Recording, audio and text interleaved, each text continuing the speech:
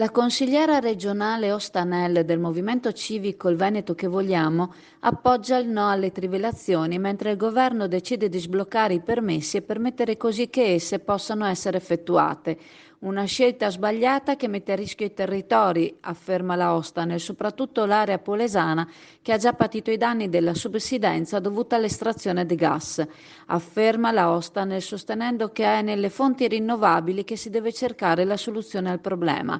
Ricorda che era lo stesso presidente Zaia ad affermare: noi le trivelle davanti alle nostre coste del Veneto proprio non le vogliamo.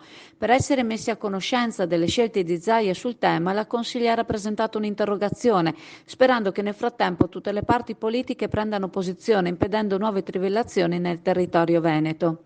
In regione anche la consigliera Baldin chiede che il Veneto confermi la propria posizione di contrarietà e a riguardo ha presentato una mozione. Come afferma Baldin, la Regione si è dichiarata contraria già nel 2015, impugnando il decreto Sblocca Italia che consentiva le trivellazioni sull'Alto Adriatico, promuovendo un referendum che di fatto le bloccò. La consigliera ricorda che i presupposti per il no di allora sono ancora tutti validi, dalla subsidenza agli altri pericoli di carattere geologico a fronte di benefici di lieve entità. Bisogna puntare sulle fonti rinnovabili e sulla transizione ecologica, insiste Baldin, ricordando che Zaia nel 2015 sulle trivelle prometteva mai con me. Come contrari alle trivelle erano la Lega e Fratelli d'Italia che al referendum abrogativo chiedevano di votare sì.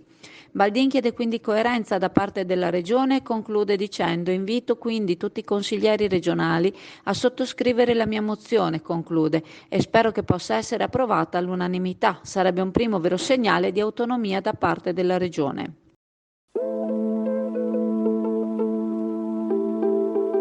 Anno nuovo, agenda nuova. Vieni a scegliere la tua agenda o il tuo calendario per il 2023 alla cartoleria Pegaso a Borgo San Giovanni a Chioggia.